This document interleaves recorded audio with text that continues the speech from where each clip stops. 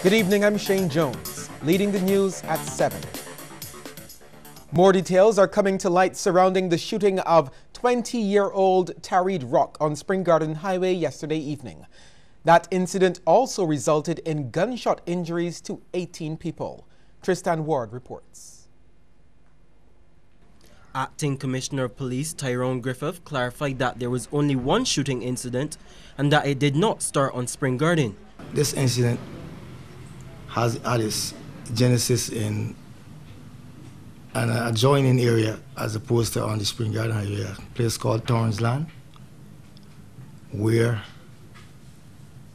the deceased was hanging out with some others, and he encountered a number of assailants who had an altercation with him.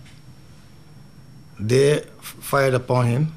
He ran in the direction of Spring Garden, and consequently he was shot and he fell by the wayside in the area next to Stanford Scott. The commissioner says there's enough evidence to know that the shooting is related to gang rivalry. But he says with more than a dozen gangs in those surrounding areas, it's tough for police to fight. Along that Kaduma route alone, in the Black Rock area, there are some 16 so-called gangs accounted for. That makes it quite difficult in terms of our policing efforts. The commissioner says the investigation into yesterday's incident is progressing and is urging the public to assist. He also highlighted that there were not many incidents of violence during the crop-over season and assured Barbadians that the island is still a safe place. Tristan Ward, CBC News. A wonderful celebration marred by blood and bullets. That's how eyewitnesses are describing a brazen mass shooting on Kaduma Day. Here's Kareem Smith. Crop-over, often referred to as the sweetest summer festival, turned bitter for thousands of people along this roadway. A young man is dead, women and children are injured, and it's all because of the reckless behavior that turned a beautiful day into a bloodbath. While the day after Kaduma is often associated with removing discarded costumes, stalls, and garbage from Bridgestone Market, this time around, blood was being scrubbed from the street. According to police, sometime after 6 p.m., gunshots were heard along the highway. When it was all over, 20-year-old Drock of Chapman Lane, St. Michael, lay dead on the sidewalk. Dozens of other people, including a 6-year-old boy who was grazed by a bullet, were injured in the shooting. They were all transported to the Queen Elizabeth Hospital by ambulance for medical attention. A stall owner at Bridgestone Market, who is also a trained medic, recalled what happened. A number of people was running in all directions, and then they saw a number of people was laying on the ground injured. And being I was a first responder, I then went over to see what was actually happened. I saw a number of people were shot, and then I ran for my first aid kit. I went to the injured persons. There were a number of people scattered over, so I then first started doing triaging. Triaging is basically when you look at all the individuals to see who are more critical to deal with first. He says the two most critical at the time were a woman and a young man, who we now know was Tareed. He also came across a woman who lives right where the commotion took place. She was trying to cope with the stench of dried blood as she cleaned the stained sidewalk outside her house. She was at home at the time of the shooting. There were people on the ground and people attempting to take photographs. A few people were attempting to help the injured, and then the police arrived and the ambulances arrived pretty quickly after that. And they saw a number of people with wounds dressed and a number of people bleeding profusely. She's still shocked about the incident. To think then that someone would target people or target. I don't know if they were targeting one person or more than one people in a crowd like this and prepared to shoot indiscriminately with their children on the street, you know, people with babies and all this sort of thing, and they don't care about anybody else's life, just achieving their end. Meanwhile, police are still trying to bring the perpetrators to justice. Kareem Smith, CBC News. Thanks, Kareem.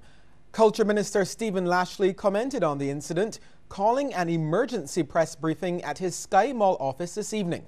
The minister with responsibility for the Crop Over Festival condemned the shooting, saying he was saddened by what he called senseless violence, expressing sympathy to the family of the deceased and those injured in the melee. This tragic event put many innocent lives at risk and has certainly left a stain on the climax of a beautiful day and on an otherwise violence-free Crop Over Festival. As you know, this climax weekend is one of our most highlighted aspects of the festival. It certainly sells Crop Over and Barbados to the rest of the world. Minister Lashley praised the Royal Barbados Police Force for their work throughout the season and expressed confidence in them bringing to justice those involved in last night's incident. He did not mix words on his views of crimes of that magnitude. It is really a tragedy and a pity that persons who are bent on creating disturbances, bent on breaking the law, can do the kind of damage to our reputation. And therefore I feel very strongly that these offenders should be rooted out and they should be made to pay the highest penalty for their actions. Capital punishment has not been enforced for many years, and international human rights bodies have deemed it as inhumane treatment. But Barbadians tonight are calling on law enforcers to bring back the death penalty. Many of them believe it is the most effective punishment for those who willfully kill people. Lisa Lord has that story. The level of gun violence resulting in deaths over the last few months has made Barbadians fearful and angry. The killing of Colleen Payne at a teller machine and the mass shooting on the Spring Garden Highway on Kadooment Day yesterday have heightened people's concerns about their safety. But many believe bringing back the death penalty would make a difference. No outside countries should be getting involved in our laws where our death penalty is concerned, first and first. Independence should be full-fledged. A small island, yes. If you got to hang it for crime, yes, especially death. I feel that we're able to stop lesson down some of the killings that go around home. It should be enforced, reason being people are getting a bit too lawless because there's no real measure in terms of limits. And if you don't set a pace right, then it can continue to happen. Because the just getting sent to jail, spending the time, next minute on the street, the same thing reoccurring all the time, so it don't make no sense. You gotta bring it to an end because innocent people getting killed. And it tearing families apart because innocent people left at home to enjoy themselves and innocently being killed. And there's a war that is unnecessary, so if they don't do anything about it, it can continue to happen. It's gonna get worse. Barbados need a praying for. It's really, really, really bad. This is when my children and my grandchildren gotta come up in like this. We need safety. I think it would be effective because they're just going into jail and they're eating out the taxpayers' money, the same people that they're killing. But not everyone shares that view. I don't believe in killing, right? Because if you man kill and then turn around and kill the man, you actually do the same thing that the man do. Because it's killing, right? But I feel a sense of a penalty that a man should get when he killed. I feel a lifetime in jail with hard labor or something would be a better alternative, though. They got people out here that do not care about death. Whether they kill you or whether they die, they don't care about it. You understand what I'm saying to you? So bring back a death penalty ain't really saying that much. You gotta do something more with the guns that out here. You gotta do enough. You understand? And you know, like I say, is hitting it from where it start, not from the bottom. I don't really think it might deter the criminals, because I have some people, when they make up in the mind that they want to do something, they can do it regardless of the penalties. But really and truly, they can stop the violence though and stop this foolishness and let me enjoy myself as Bajans. that we come together as one and make some money in the country. There are also some people who are now too afraid to even give their opinion, fearful that it could make them a target. QC and attorney at law Hal Gollop says there are certain crimes for which the death penalty can be applied. But on the flip side, he says there's also the risk that the wrong person could be executed. I myself have seen or have participated in a few trials where it was clear that if the death penalty were carried out, the man would have been executed unfairly. And that is one of the fears. Chairman of the Barbados Christian Council, Reverend Canon Noel Burke, says enforcing capital punishment goes against the notion of forgiveness. He believes rather than focusing on punishment, more attention should be paid to prevention. Gun violence will not necessarily be solved. It's not simply a job for the police, or it's not simply a job for the hangman, as it were. But it is a task for the entire community to recognize where the weaknesses are and to recognize those places where they can go for help, so that individuals who are followers, those who may fall prey to drugs or violence, that those persons can be helped. As the debate continues, the death penalty remains on the statute books without enforcement. Whether it remains that way is up to the people of Barbados to decide. Lisa Lord, CBC News. Okay, we'll take a short break and come back with more news.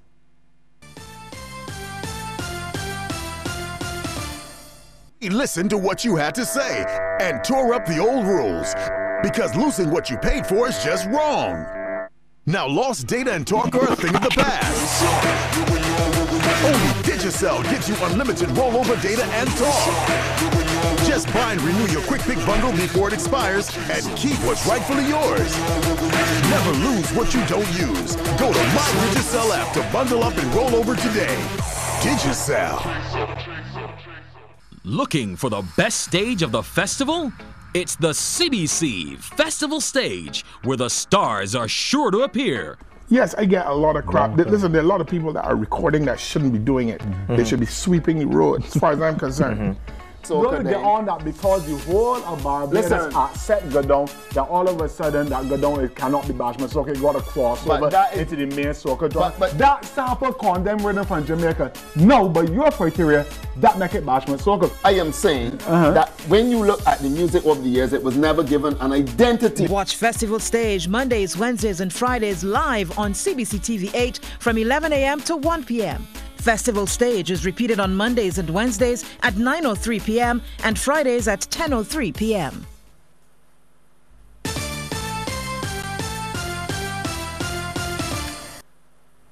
And the family of the 21-year-old who lost his life on Spring Garden Highway is tonight in deep state of mourning for a young man they say avoided trouble at all costs. Kareem Smith visited their Chapman Lane residence as well as the house of another victim, a minor who was also shot in Monday's mass shooting. Community police officers for Chapman Lane and New Orleans, Jamal Mohan and Alex Hall, were busy visiting a number of victims and their families affected by the Kadooment Day shooting. Among them, Sandy Rock, mother of 21-year-old Tareed Rock, who died in the attack. She described her son as a young man subjected to bullying for most of his life. But according to her, Monday started out as a peaceful Kadooment Day. Me and his dad, we was attending a party in St. Peter. And before he left, he took pictures with me, dressed up and so on, to go to the party. He came, he said, "Mom, you look sweet, though." And they started to laugh and say, "You got Facebook hot up." And I started laughing and say, "Yeah." And I tell him, "Well, I leave money for them." And say, "Well, that's for you when you're going out." And he said, "Don't remember not to go to Black Rock." I said, "I ain't going to Black Rock." I said, "You try and be careful, close up the house." And let's just laugh. And he was just having a beer and so on, sitting down, and he came and tell me, "Well, we gonna make it and go home." I said, "Well," he said, "cause Terry get shot." I said, "Oh," he said, "Terry get shot." I said, "No, that can't be true." Struggling to hold back tears, Miss Rock says particularly hurtful was the fact that Tareed was one of a twin, the only one who survived at birth. Ms. Rock says the former Grantley Adams Secondary School student was not a troublemaker.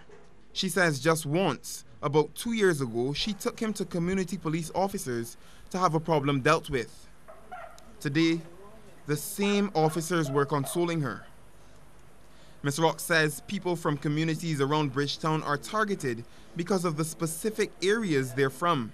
It's reportedly because of a turf war between the New Orleans community and a section of Black Rock. In her hands was a brand new t-shirt Tareed had recently bought, but never got the chance to wear. Why, young people, why young no gotta do this? Why they gotta do this? Why? I don't know why. It's so stupid. Take away somebody, take away a life. You can't get a life, you're taking it away. That's not right. It's not right. Why? His aunt, Lisa Rock, who was on Spring Garden Highway, was also left running for her life. Now, she wants answers from authorities. They have no respect for people. And the people come to enjoy themselves. Meanwhile, his father, Thomas Felician, wants the hangman's noose brought back for murderers. It's not going to stop it completely, but it's going to send a message to all the idiots that both there's no foolishness. For them one day, they won't kill people, but they won't. Just a stone's throw away, CBC spoke to the mother of a 12-year-old who also was shot. She says he was among a number of people from that area injured in the shooting. I was on the pavilion sitting down, and a couple of minutes I saw my son with a group, not really a group of fellas, but the fellas name is mostly running, coming down the gap. So when he turned, my son told me that he get grazed by his foot. So I thought he was making sport or anything like that. So I said, what are you talking about? When I look, I just see there got some blood coming behind his calves. And the other fella said, I get shoot. I said, how you get shoot. When I pulled down his pants and see he had like 2 holes at the side of his buttocks. Apart from the several reported gunshot victims, CBC understands many others ran home with minor cuts, grazes, and burns from the gunfire. An unprecedented incident in Barbadian history. Kareem Smith, CBC News. Thousands of new secondary school students will have the opportunity to learn about sexually transmitted infections, HIV/AIDS, bullying, and other issues when the National HIV/AIDS Commission rolls out its Transition to Secondary School program. Behavior Change and Communication Specialist Cecilia Murray says the program will be executed in all 22 secondary schools from next month. She was a guest on CBC's Morning Barbados. We provide education about HIV and AIDS, some of the myths with respect to sex and HIV. And we talk about drugs and drug awareness. You recognize now sometimes we go to parties and you see a number of persons drinking from probably 1 bottle. Do you know what's in that bottle? Sometimes it may be a colored liquid, may seem something fun. How much the % of alcohol is in that liquid? So you don't know actually what your children are getting into. It may seem like responsible behavior, but it just may not be. So when you have all these tools and this knowledge, you're able to make informed decisions. You're able to better guide your child through the process of the secondary school. Children attending Bible camp at the Mount Zion Seventh-day Adventist Church got a full schooling on naturally produced foods and the health benefits of vegetables. With assistance from an official at the Ministry of Agriculture, they've also been empowered about how best to avoid buying foods containing pesticides. More from Lisa Lord. Campers were hard at work getting their hands dirty as they plowed the soil in preparation to grow vegetables. Some of the crops include lettuce, beans, cucumbers, Chinese cabbage, okra, and zucchini. Extension Officer in the Ministry of Agriculture, Dawn Johnson, says all children should know the basics in crop growing. There are a lot of things that we do import, and I think that if we have children coming up playing a part in agriculture, then we can help to subsidize or import bill. She says the children also learned the elements of green farming. We know that times are very hard right now, and helping to subsidize the family's income is very important. And also we know that a lot of persons, they live in terraces, there's not access to a lot of land. So here, one of the emphasis that I have tried to show them is the utilizing of containers into their backyard, green farming, where they can actually utilize most of the things that we would throw away to put it into something useful. CBC News also spoke to some campers who shared their experience. The dirt, then put the seed in it, then water it, then leave it, and then it's going to grow. Then the next day water it again, and do it again and again and again. I learned about 6-week crops when we put in the seeds, get soil, and put with them. The Mount Zion Seventh-day Adventist Church will have a market where the campers will sell the plants to members of the community. Lisa Lord, CBC News. After the break, we'll take a look at stories making headlines across our region.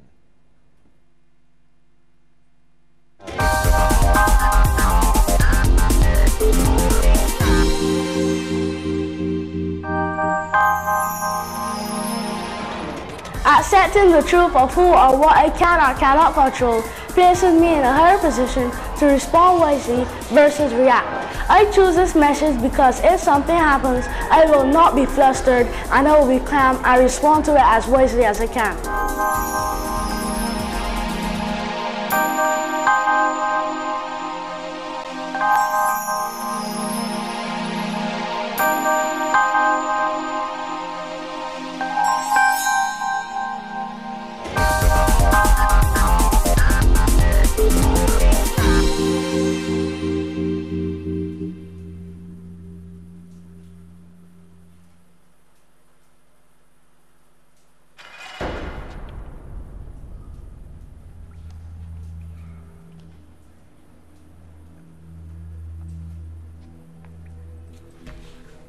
Anybody out there?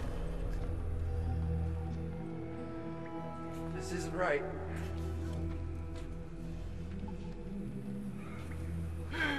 Why don't you just tell me what I did, please? Can somebody just tell me? Guys, just talk to somebody.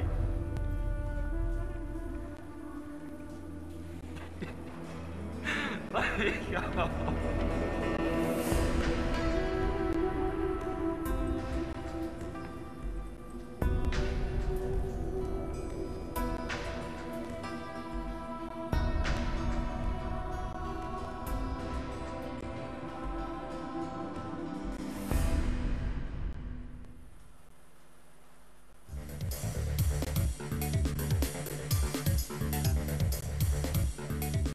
In Antigua, a 2-year-old girl was struck by a vehicle and killed as she and her relatives were walking in Johnston's Point. Police say the child succumbed to serious injuries to the upper body and appeared to have had internal bleeding. The 2 women who were with the child sustained lacerations about the body, but their condition was not disclosed. The driver is in custody. In Ghana, reports indicate that children are becoming more embroiled in domestic abuse incidents, which could have repercussions on their mental development as they grow older. The earlier that children witness forms of abuse in their households, especially among their parents, the more likely they will react negatively in society as they grow older, unless they receive the proper treatment and counseling. That's according to Commissioner Nicole Cole, who sits on the Women and Gender Equality Commission and functions on the Rights of the Child Commission as well. We need to provide psychosocial support to those children who have witnessed those traumatic events. So there's need for trauma-focused cognitive behavioral therapy. A continuous process is not a one-off something, because you have to deal with the fact that the mind, when it stores those horrendous events, can display it what has been stored in a negative way later on in years to come. She explained that it is very important that children who witness traumatizing and horrific scenes in their family unit be exposed to ongoing treatment. Our psyche remembers things that are gruesome, even though it stores it, because you have the subconscious, the unconscious, and the conscious. It's going to store it there. According to Ms. Cole, while there are programs in place to deal with prevention of abuse in homes, there is need for more initiatives which deal with children after they are exposed to terrible situations at home. At the moment, I know that there's lots of initiatives being implemented, but as it relates to tackling the pernicious issue of violence affecting women and children, there is still much more that needs to be done. In Trinidad and Tobago, the business community has labeled a call by the Oil Fields Workers Trade Union President Ansel Roger for the population to boycott certain businesses as a hateful, irresponsible message. We get more in this report. We must be prepared to boycott all 120 businesses belonging to that 1%. It's this comment made by the OWTU president on Friday that has angered the business community. President of the Downtown Owners and Merchants Association, Gregory Aboud, describes Roger's call for a boycott as a hateful message. Aboud says such a boycott would negatively affect everyone and is surprised this country cannot afford to pay given its current financial situation. I would suggest that hateful, immature speech harkens to a time of weakness and not a time of strength. Our country is probably facing the greatest financial crisis it has ever faced in its history, and all hands are required on deck. It was during Anthony Bourdain's Sports Unknown on CNN in which reference was made to the 1% by a local businessman. In an interview with CNC3 Business Watch, the DOMA president says Roger should focus his attention on Petrotrin.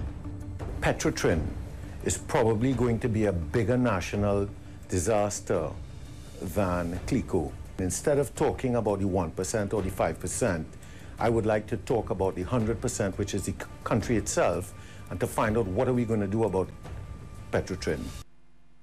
In Ghana, Press Freedom Group Reporters Without Borders, RSF, has called on President David Granger not to assent to the controversial Broadcast Amendment Bill, which was passed in the National Assembly on Friday. RSF is the second major international press freedom body to express concern about the bill, saying its adoption without major consultation raises multiple press freedom concerns. On August 4th, Ghana's National Assembly adopted the Broadcasting Bill of 2017, a piece of legislation which has drawn sharp criticism from broadcasters as well as local and regional press groups. Still to come, a new face in the constellation of festival designers in Barbados. But first, a peek into the world of sports is just ahead. Here's a tip from Cooperators General Insurance. This tip of the day is brought to you by Cooperators General Insurance Company Limited. Insurance the way you want it to be. Spacing devices for asthma are available to people who are unable to master the inhaler technique for children and the elderly. This tip is brought to you in association with the Asthma Association of Barbados.